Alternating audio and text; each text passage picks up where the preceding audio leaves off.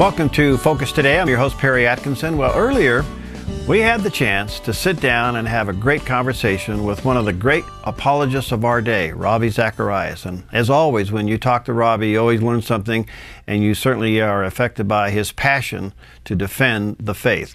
Join me now as we talk to Ravi Zacharias. Well, today we have that really high honor of having one of the great apologists of our day, Ravi Zacharias, with us. He's president of Ravi Zacharias International Ministries and the host of Just Thinking, which you hear on the Dove Radio, and we are delighted to have him with us. Ravi, thank you, my friend, for giving us a few moments of your precious time. How are you? I'm doing very well. How are you doing? Doing really well. I just returned from the NRB, and I have to tell you, first of all, I missed seeing you there, but what was really noticeable to me, there was a very serious tone about this year's convention about the clarity of us Christian broadcasters with the gospel of Jesus Christ. Are we clearly presenting the gospel through the airways and with all the digital media out there? And I find that to be very interesting because, boy, if there's ever a time for God to use broadcasting, now's that day. I couldn't agree more. That's a very important point to be making and sharpening the focus. And I think the challenge lies in two ways. It's the substance of what we are trying to present, but the means by which we are doing that. And I don't mean electronically. I mean in terms of the angling in of the message into today's culture.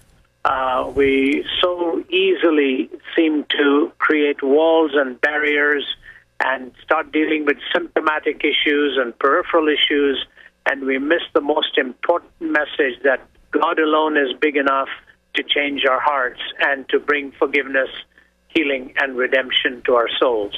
That is the bottom line. That's where we need to get people to hear what we're trying to say. No question about it. And there also was a great sense of, all right, we may have our few different doctrinal differences, but that's not the issue. The issue is clearly making sure that the gospel is being presented. Therefore, I saw a greater coming together based upon a couple of things. One, the cultural attack against Christianity, and two, quite frankly, what seems to be the real threat against us Christian broadcasters as it relates to the First Amendment. Can you comment on that?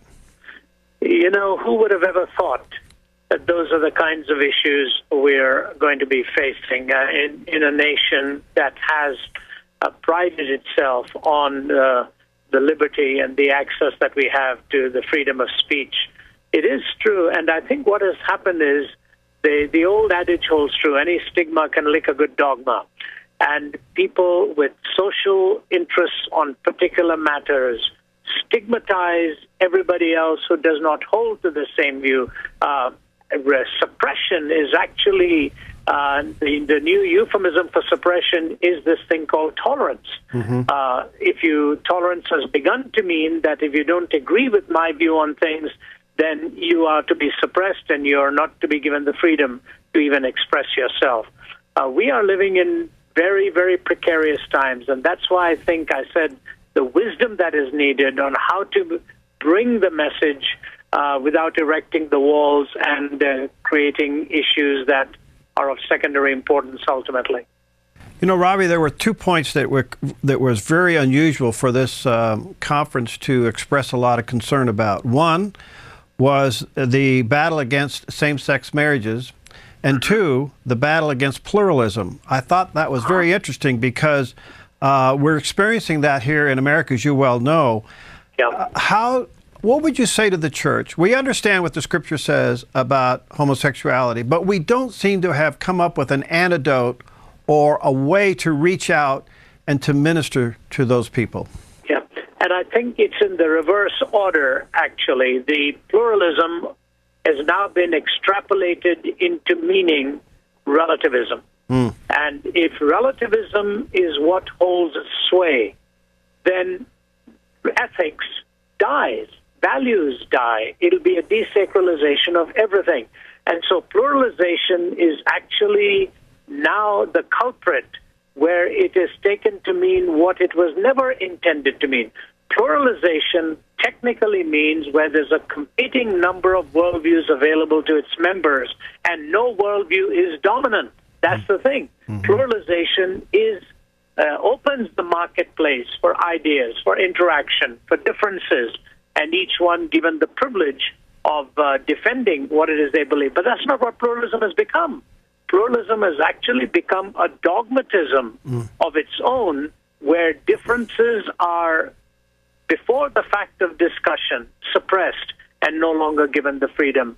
So until that is solved, I don't think the issue of sexuality or sacredness of life or whatever can really be meaningfully discussed. The cause is the underlying factor of relativism. And relativism is taken to be the ultimate absolute, that there are no absolutes. And if there are no absolutes, then the desacralization of life follows. With the desacralization of life comes the change of all other views on the sanctity of life, marriage, sexuality, social issues. So I think rather than getting to the symptom, we need to get to the rational side of how we determine what life really means and what life's purpose is. That is, I think, the underlying issue. Boy, that is beautifully said. So, given that, it appears that the secular mindset has invaded the church in America. And how do we counter this? Well, so from pluralization, where there's a loss of reason, secularization ends up ultimately with a loss of shame. Because if this world is the only world we have, there are no eternal verities, there's no transcendental point of view to this, then you end up with a society that says shame is really a culturally imposed thing. We ought to be given the freedom to practice anything we want, think anything we want. There is no payday someday. So how do we reach them? Here's what I think. We have to be in the arena. We have to be in the arena. We have to be there talking, and we have to understand what it is that we are perceived to be saying and how to make sure it's not caricatured. If we can restore the nature of truth and the defense of the scriptures, then the entailments naturally follow. It's a little bit like this. Going back over the years, it was the young earth issue. Then it became the sanctity of life issue. Now it's the sexuality issue.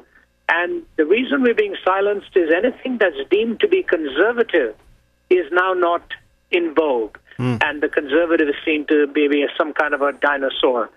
Therefore, I think how we defend the Christian faith is the key to the future, and let the results then be what we see in society. We are on university campuses, we're in business settings, we're in political arenas, and what we try to do is present the cogency of what the gospel message is all about, that at the heart of our problem is we do not know what it means to be human. If you don't know what it means to be human, you don't know what life's purpose is. If you don't know what life's purpose is, ethics follows suit, and you really don't have any point of reference for right and wrong, good and evil. As I said to an audience this week, we talk about right and left. We don't talk about up and down anymore. Until we know there's a transcendental point of view, right and left become ideological issues that we battle on a horizontal plane, and it ultimately doesn't lead to answers. 1944, the NRB was founded based upon a threat against our First Amendment rights. Here we are 70 years later. The threat has resurfaced, and it seems our culture has gotten worse, even though Christian broadcasting has expanded. Wow. It seems to be an indictment. And yet, when you think about it, you take the stuff that people do have access to. You take things that come on YouTube. You take things that the pornographic industry can peddle. You think of what the entertainment industry does with the desacralization of issues. You take the multiple tracks on which the visual now has access into the lives of even children, and yet religious broadcasting is being threatened. You can just see where this is all coming from. It is a fight against the moral reasoning with which we must live. And it's an incredible day, but all it takes is one great person to emerge on the scene, whether it's a Luther or Calvin type or a reformer or a Billy Graham in our times, somebody will emerge on the scene and change make the difference. One quick thought. A professor from China said to me that his colleague, who was a dyed-in-the-wool communist until recently, said to him, "Stop criticizing communism, because communism left the souls of our people barren, which is what has made it possible for you to bring the gospel today. That barrenness of soul is giving you a ready field." And I think what is going to happen in America, too, they will so evict God from the public square that a barrenness will emerge and make it ready soil for the gospel once again. Boy, that is so beautifully said, because as we track various contents of Christian programming, two emerge as the most demanding. One is apologetics, clearly by far leads the way, followed by issues that surround personal lives like counseling and things like that. But number one is defending. Yeah, number one is defending the faith. Very interesting. And I think it logically follows. The funnel down ultimately is to the transformation of each life and how one copes with pain and struggle and disappointment and heartache.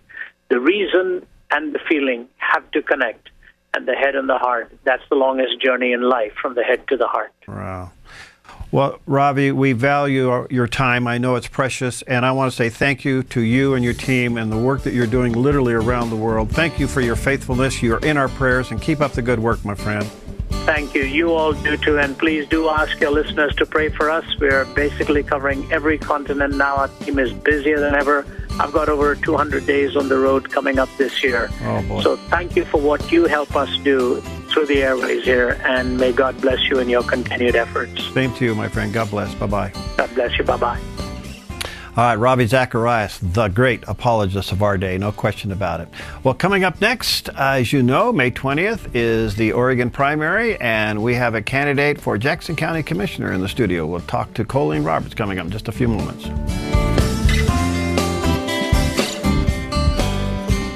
Hi, I'm Paulina, and I work at the Dove TV. Did you know that when you support the Dove TV, you have a profound impact, not only in our community, but around the world?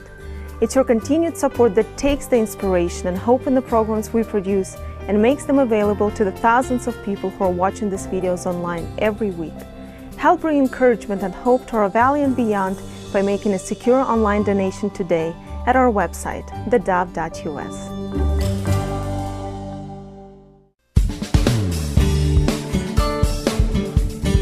Well, welcome back. As you know, May 20th is the primary here in the state of Oregon, and we got a lot of races going on between now and then. And the first question I ask is, are you registered to vote? And if you're not, get registered to vote. If you change your name or your address, you got to re-register, and do that right away, because that's up by the end of the month.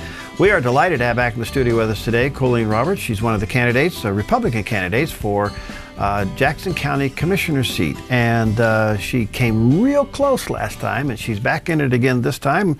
And Colleen, nice to have you with us. Thank you very much. Well, it's good to be here. Thanks. You didn't learn your lesson last time, so no, it kept calling me. Kept calling. Well, you know, you're a very successful businesswoman, and what made you to step out of business and do this? What's in your thinking here? Since I ran in 2012, I've had the opportunity. I went to the commissioner meetings anyway, and I had the opportunity to cover the county news for the Little Eagle Point paper for Ralph McKechnie, and it was a great challenge, and it kept the information in front of the citizens of what's going on with the county, and that's so important.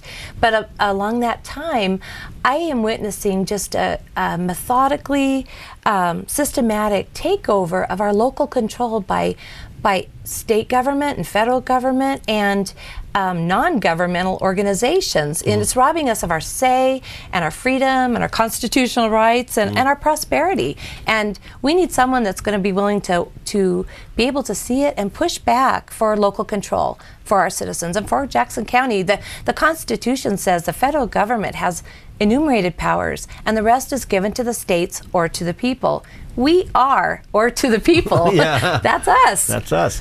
Well, Jackson County is now facing with some challenges. I think every county is, but out of the 36 counties previously, it's been managed pretty well. But we are now starting to dip into the rainy day fund. There's some economic issues. How would you prioritize them? How do you see as the number one issue as county commissioner and work your way down a little bit? There's a lot of major issues. There's not just one. I know our budget is a big concern, and our natural resources are a big part of that. We've lost use of those, and we need to get those back. Just last year, a federal judge ordered BLM to ramp up the harvesting of our natural resources. And I've seen statistics that say our growth in a year in our woods is like 1.2 million board feet. And if we just manage that much for the health, safety, and welfare and proper management, it would provide jobs and our economy a good measure back in many ways. And we need commissioners at that bargaining table, you know, with that coordination to get that happen. And that's almost been a year, and here we are almost at another fire season. And we're going to breathe smoke all year. It's just not a good thing. The O&C thing's been a big issue with a lot of these counties, as you well know. And I know there's proposals to start harvesting again. How would you as commissioner, I mean, how do you lobby for that? How do you lobby to get it done? Oh, well, if a judge's order, I don't think there's much lobbying. Why isn't it being done? You know, a federal judge ordered it to be open, and I think we need to follow up on that.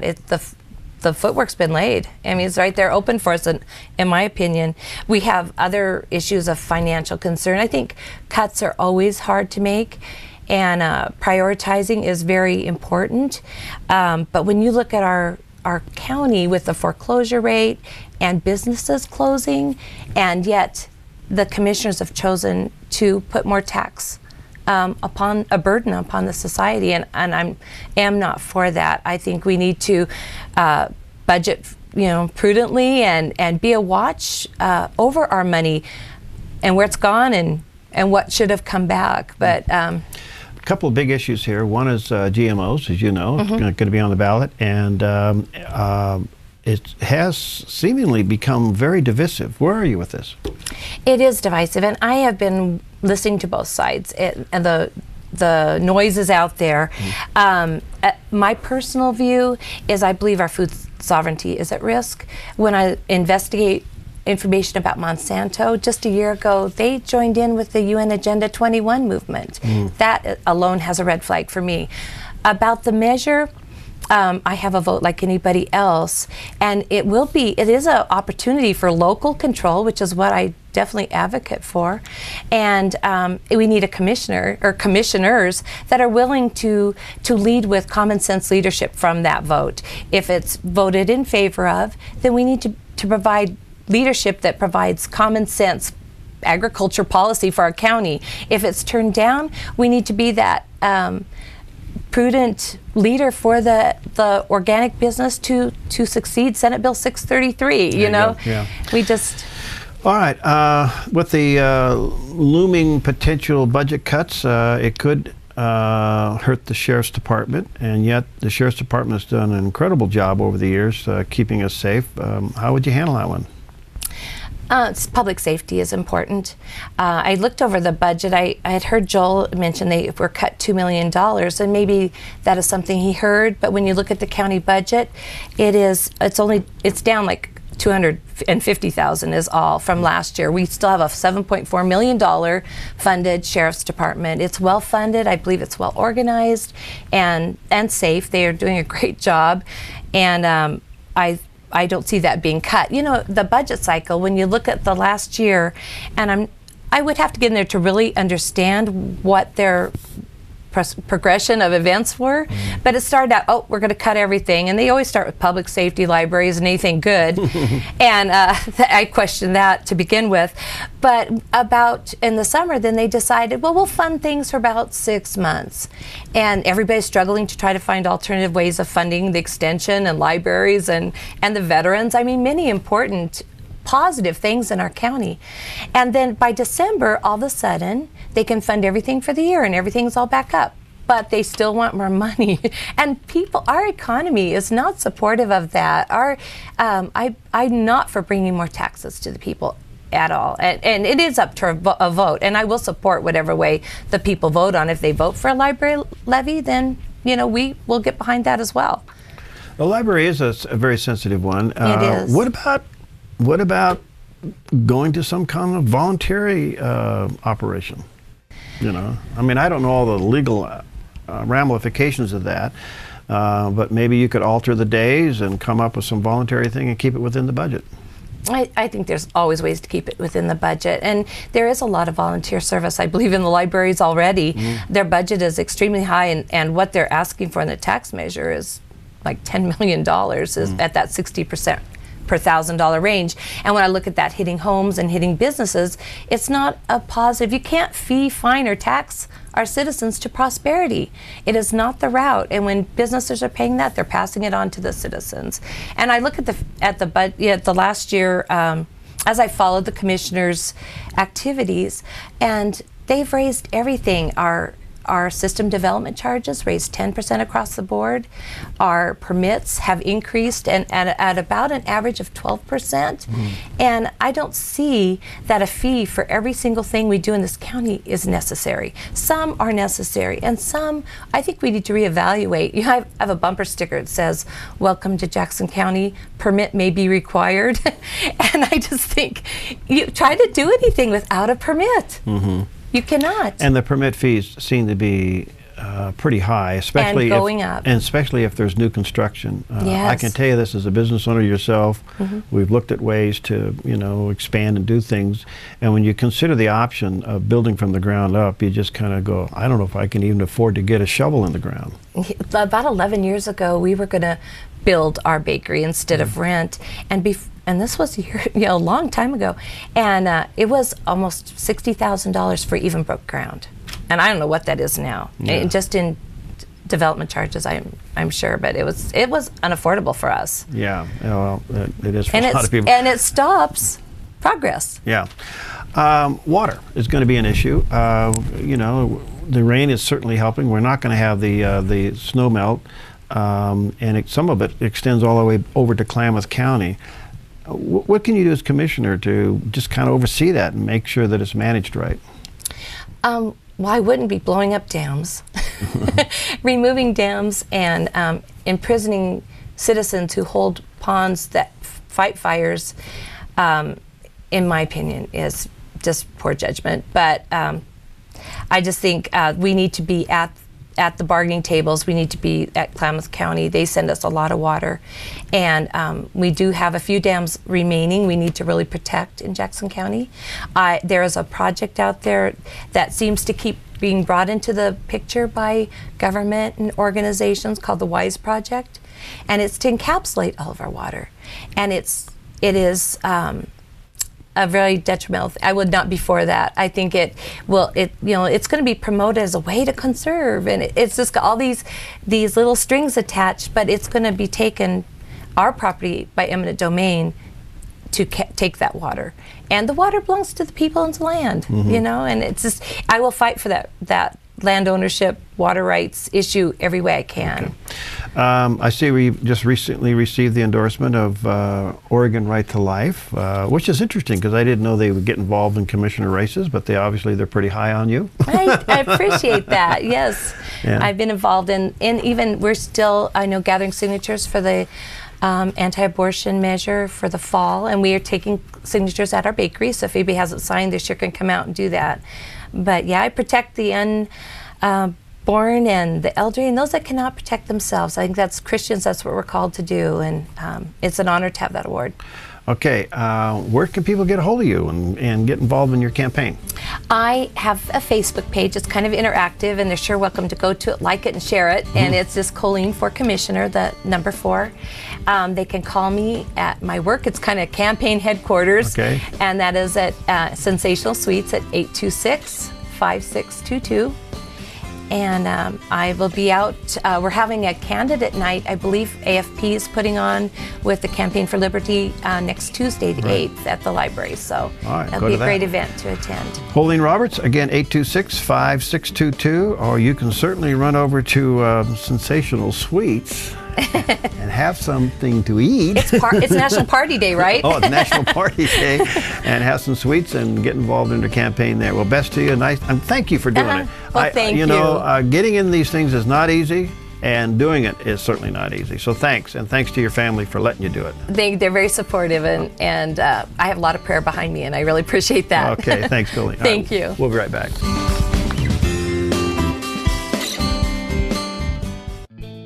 Hi, I'm Daniel and I work at the Dove TV. You know, compared to Portland, Seattle, and LA, Medford might be considered a small market, but at the Dove, we're excited about the opportunity to make a big impact right here in our community. And you help make that happen. Did you know that more than 90% of our income comes from people like you? You can help us now by making a secure online donation at our website, thedove.us, or by phoning 541-776-5368.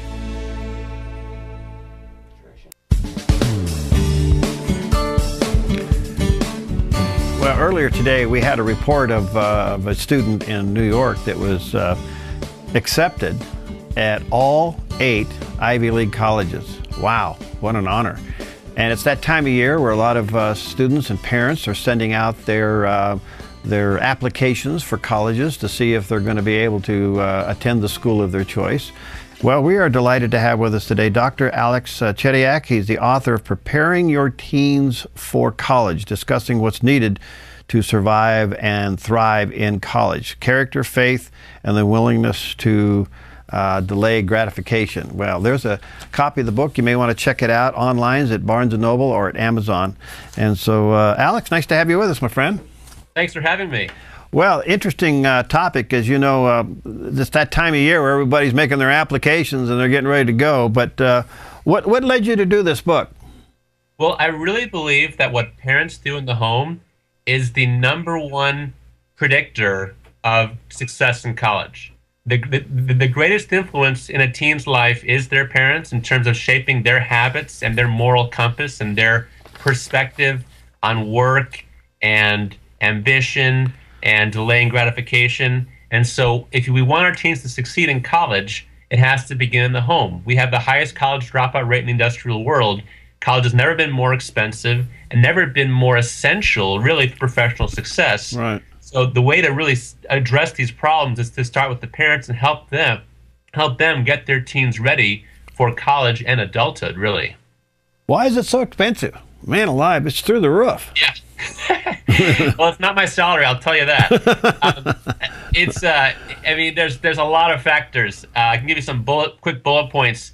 There's a high demand for college. So, you know, economists will tell you supply and demand. The more demand there is, the higher the prices go. Student loans also, I believe, exacerbate the problem to some extent because they make it easy for students to be desensitized to the price, and they can borrow money easily at low interest rates, and therefore they're willing to pay more as they go. The other reason is that infrastructure is expensive. Having high quality buildings with internet capability, with all the bandwidth we need to have for students to be able to access with their iPads and iPhones. So laboratories, academic buildings are expensive. But there also, I have to admit, there's probably some waste in many schools. Expensive dormitories, cafeterias, amenities, bureaucracy at some large state universities is causing costs to rise. So some good reasons, some bad reasons. All right, back to the parents just for a moment. I just saw a clip a couple of days ago. As you know, spring break is occurring. College students go off to these wild places, and you see these beach parties that you certainly don't want your kid involved in. So why wouldn't a parent become a helicopter parent or tiger moms, but at the same time be able to cut the cord and let them be individuals? How do you address that? Well, I think it's important to set high expectations for teens. And so in some ways, I want to commend the tiger mom, so to speak. In setting high expectations, that is more likely to drive high performance than high self-esteem. Too many American parents promote the self-esteem of their children at the expense of their preparation for success. So we tell our students they're great and wonderful, and then they go out and find out that they're not really that prepared for college academics or for adulthood.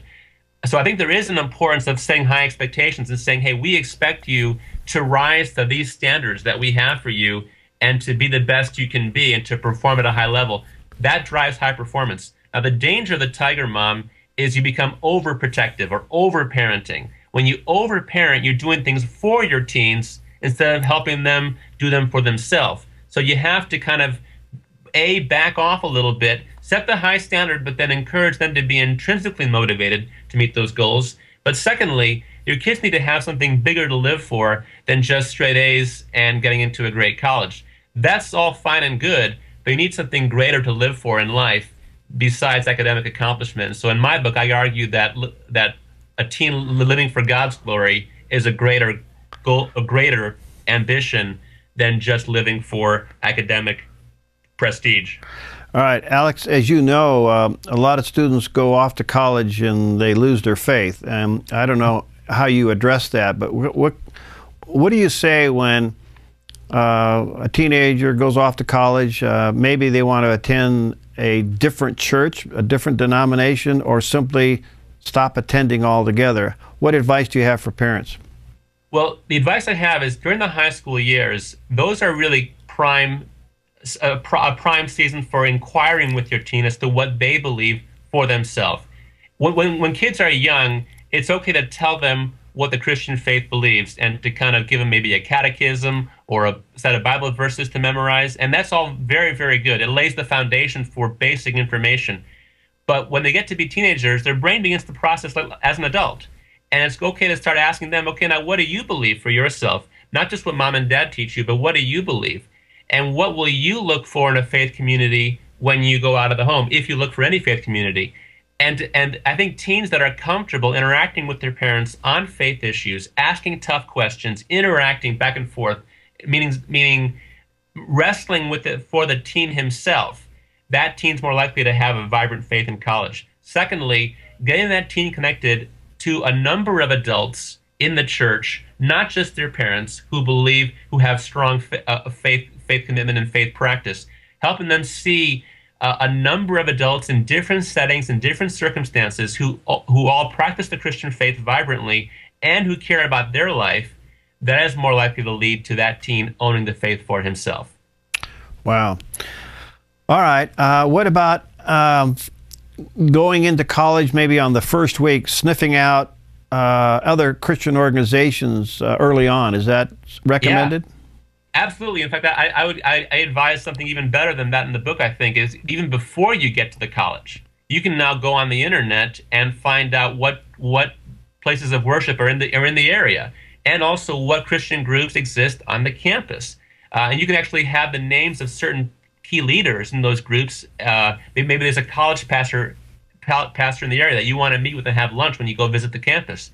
Making your decision of a college in part based on the Christian community available in the surrounding area is, I think, crucial. Whether you go to a secular college or a Christian college, knowing that being in a church is going to be important to your growth as a Christian disciple. So then you look for that when you go to the college. Is it important for parents to, who's paying the bill, to share with their student what this really costs and maybe ask them to participate in that, maybe if it's working in the cafeteria or something? Oh, yeah. You know, students who I've been teaching for 8 years now, and I'll tell you, the students who have some skin in the game, they value it more. Mm-hmm. And it also helps to break down the cost in a very practical way. I tell my students the first day of class that you're paying about $1 a minute for my instruction. Well, guess what? They're on time. That motivates them to be on time, because when I put it in that category, they realize, hey, I'm actually paying for this. I better show up on time. What about the temptation to cheat? How do you address that? Yeah. I think in the high school years, you really have to teach teens what academic honesty means. We're living in a day in which copying and pasting is so easy, and the research is done on the internet, not in the library, so it's very easy for them to just copy and paste someone else's work and not understand that that's plagiarism.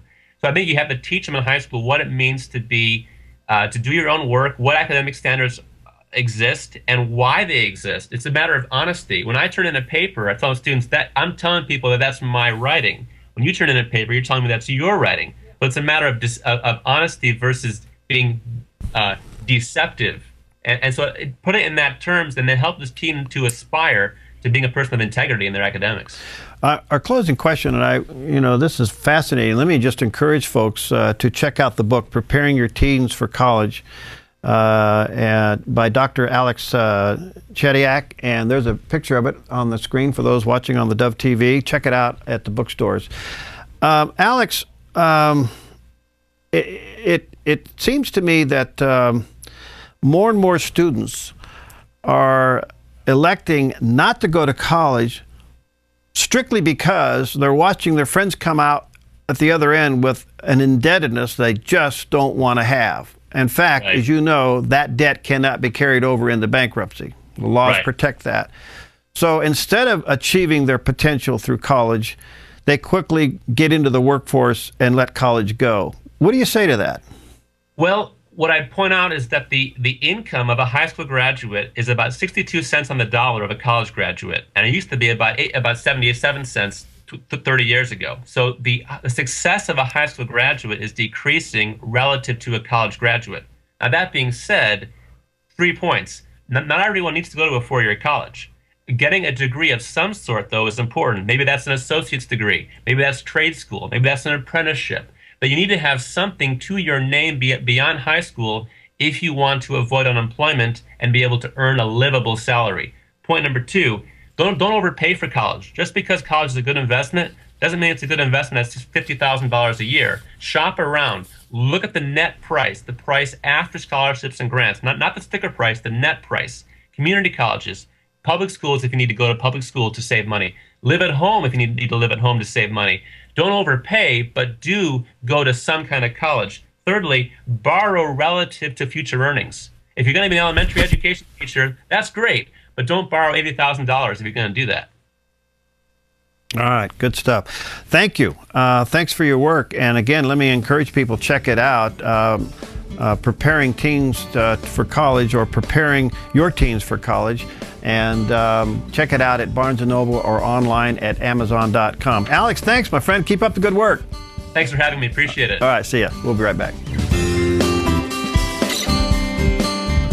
Hi, I'm Paula, and I work at the Dove TV. Every day we get letters and emails from people who've been encouraged, blessed, and challenged by the programs on the Dove TV. But we couldn't do it without you. Did you know that more than 90% of our income comes from people like you? You can help us continue to bring inspiration and hope to our community by making a secure online donation at our website, thedove.us, or call us at 541-776-5368.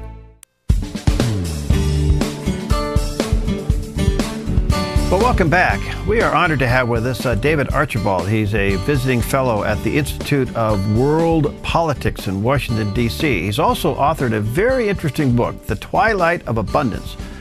Why is life in the 21st century will be nasty, brutish, and short? Well, okay, there's some good news. Anyway, David, nice to have you. How are you, my friend? Good, thanks, Perry. Listen, this is so interesting because it's preceded with an interesting question, and that is, you make the statement, is America fueling its own terrorism? Wow, that is a big statement. Help us get through that. Explain that. Well, actually not quite true. What that was based on was an article in today's American Thinker that I placed, which draws attention to the population growth in Afghanistan. And well, bear in mind that the US has spent tens of billions of dollars and several thousand lives trying to bring peace to that country and do some nation building there. Well, when the US got involved back in 2001, there were about 21 million Afghans. There are now about 31 million of them. There's been a population increase of the order of 9 to 10 million. Because they've got a population growth rate of 2.4% per annum, which is a doubling time of every 29 years, their population will double. Wow. Now, they grow enough food to feed 13 million people, and the rest of the balance is imported wheat. Now, when the US withdraws, there'll be less interest in paying for that wheat, and I'm predicting a severe population collapse and starvation in Afghanistan in the near future. And we should look at the rest of the world in the same way, that there's a whole belt of countries from Morocco in the west of North Africa to Afghanistan that import half or more of their food. And as grain prices run up and oil gets more expensive, they won't be able to feed themselves. And there will be a major population collapse in that region, which will have very significant strategic impacts, of course. But I just wanted in that American Thinker article to go back to say, well, was it wise to get involved in a country that's going to end up starving to death anyway? No matter what else you try to do, it was unwise to remain to try to do some nation building looking forward. Interesting. We are now beginning to withdraw. Are we? Yes. Are we in a corner here? We can't get out. I mean, is the world going to come down on us because we're letting them starve? No, I think there are plenty of other problems will happen at the same time. And the world won't worry too much about Afghanistan. Well, I mean, 140,000 Syrians have died in the civil war in the last couple of years. And we've accepted that with some equanimity. So why are we spending money there? I mean, this whole thing seems to be a failure. I mean, why are we spending money there? Well, of course, the US went in to get rid of the Taliban, who perpetrated the 9/11 attacks. But the mistake was to remain to do some nation building. It was a mistake of the years of abundance, and there's going to be less money going around from here on, and we shouldn't make the same mistake again. That's the best lesson we could learn from that exercise. Okay. Where else in the world are we doing this, like we're doing it in Afghanistan? No, I think Afghanistan is the worst of the most hopeless case that the US has got involved in. But there are other problems. Well, to put the book into context and what the book's about, the second half of the 20th century was the most benign period in human history, which is what the baby boomers and I enjoyed. We had 50 years of relative peace due to the superpower nuclear standoff. Growth in grain production outran population growth, and we had the cheapest food that humanity's ever experienced. We had inherently cheap energy due to an oversupply of oil, and that ended in 2004. And the climate warmed due to the highest solar activity for 8,000 years. Now, all those trends are reversing, and the next 20 to 30 years will be very testing.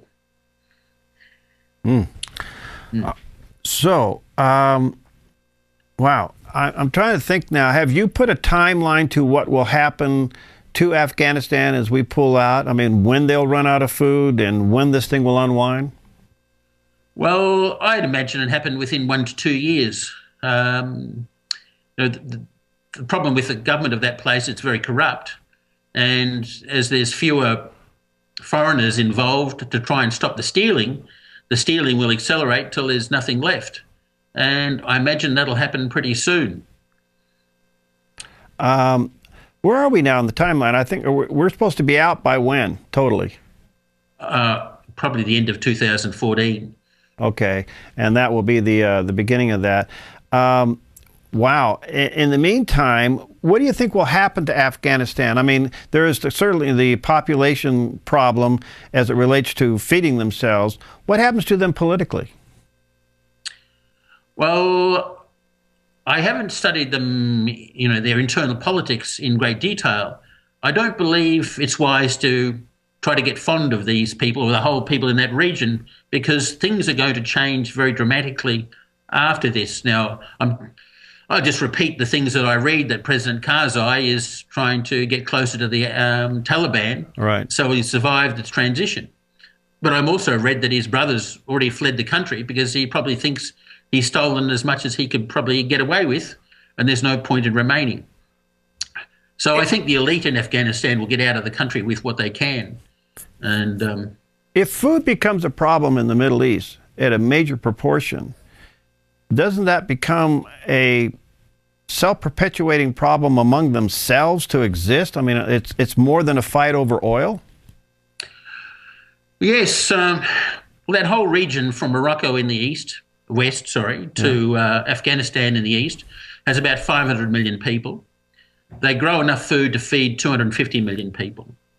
And with the population growing at about 2% per annum, there'll be another 250 million of them within 25 years.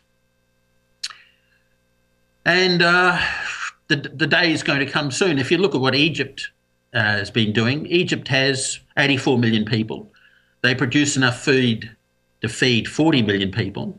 The rest is paid for with, the rest of the population is fed with imported grain. And that grain requirement is ratcheting up year by year. Now, I believe that the reason why the President Morsi was overthrown by the military was that the only people who were going to pay up in the short term and keep the Egyptians alive was the Saudis.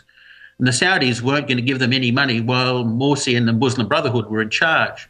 And sure enough, within a fortnight of them being overthrown, the Saudis tipped in, I think it was about $2 billion, or it might have been as much as $5 billion, to keep body and soul together for the Egyptians. But the population boom still goes on in Egypt to this day, and the problem is just getting bigger. Wow. This is fascinating, David. So what do you want people to get from your book? Well, all is not lost. We can have a high level of civilization going forward as long as we have the cheapest energy possible. And now the fossil fuels are going to run out, not in my lifetime possibly, but it's certainly in my children's lifetime and my grandchildren's lifetime. Fossil fuels will run out and become very expensive. And by then, hopefully, we'll have developed a better form of nuclear power. And I believe that that better form of nuclear power is thorium-burning molten salt reactors, which is going to be cheaper, safer, and with a minute fraction of the waste legacy that the existing technology, uranium-burning light water reactors, leaves behind. But we have to want that future and got to ask for it. There's been no progress in nuclear power here in the United States for the last 30 years. Yeah. It's time to get that cranked up again. Right. And start looking forward. Okay. Well, thank you, David. The book is entitled The Twilight of Abundance. You may want to check it out. And I'm sure it's available at Amazon and online at Barnes & Noble. Or, excuse me, yes, online at Amazon and at Barnes & Noble? Yes, it is. Yep. Okay. And who's it published by? Regnery. Okay, good. Good. Thank you, David. Thank you. Okay. Thank you, Perry. Thank you. David Archibald with us. Again, the book is entitled The Twilight of Abundance. Again, check it out online at Amazon, or you might want to check it out at Barnes & Noble. Interesting book, to say the least. All right. Thanks for being with us on Focus Today. Stick around. We got some great programming coming up throughout the day here on the Dove TV. And again, just letting you know that if you feel led to help us with our move, we are so grateful for whatever the Lord's leading you to do. You can certainly go to our website and you'll see there's a button at the top of our page that says Help Move the Dove. And if we can buy some items prior to the move, it's going to make our move a whole lot smoother, a lot more efficient. Hopefully we won't lose any air time, and all of that equipment will have a long life of service here at the Dove. So thank you for whatever you feel led to do. Again, just go to the top of the page and you'll see it there at thedove.us, right at the top. Help the Dove move, and thank you for whatever you're called to do. We'll see you next time on Focus Today.